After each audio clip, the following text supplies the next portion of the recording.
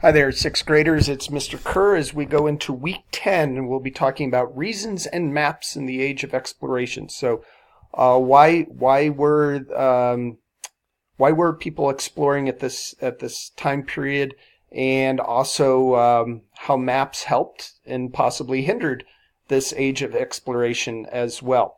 So, good thing you're watching this video because we do have a weekly quiz coming up this week, and you should take it for a first time today on Monday. Hopefully this is Monday you're watching this, and you will need to watch this video, and at the end of this video I will be giving you one of the answers to one of the questions, and this is the only place where you can get that answer. So thank you for watching the video. Of course, you should check messages, check your grades, check email, all of that good stuff. You do that every couple of days anyways.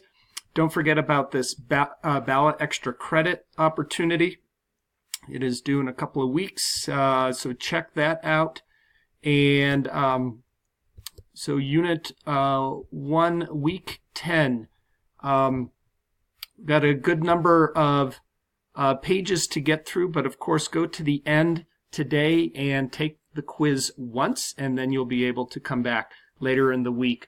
I'll open it up for more takes, but just want you to go through and take it just so you can see what's important coming up for the week.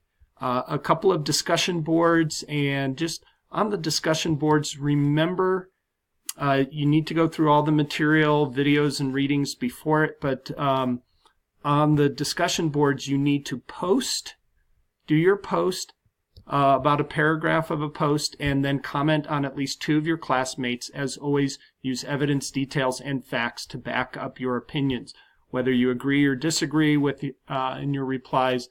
So that is what we have going this week with week 10. So the answer, I forget which question it is on the quiz, but where you can only get it here. The answer is Ollie the Otter. That is the correct answer, Ollie the Otter, which of course is our school mascot.